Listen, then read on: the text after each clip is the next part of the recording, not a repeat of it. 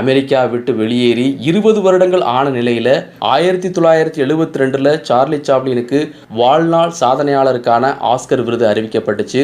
பெரும் தயக்கத்துக்கு அப்புறம் அழைப்பை ஏற்று அமெரிக்கா வந்த சாப்ளினுக்கு ஆஸ்கர் விழா அரங்கில் அத்தனை பேரும் எழுந்து நின்று இடைவிடாம 12 நிமிடங்கள் கைத்தட்டினாங்க.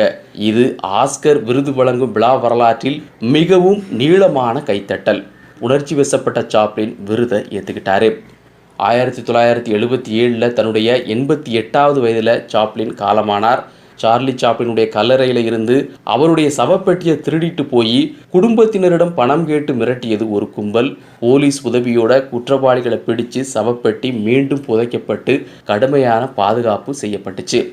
சார்லி சாப்ளின் பிறந்தது லண்டனா இருக்கலாம், வளர்ந்தது அமெரிக்காவா இருக்கலாம், இறந்தது சுவிட்சர்லாந்தா இருக்கலாம். ஆனால் அவருடைய படங்கள் உலக மக்கள் அனைவருக்கும் சொந்தமானது. உலகமெங்கும் பல நாடு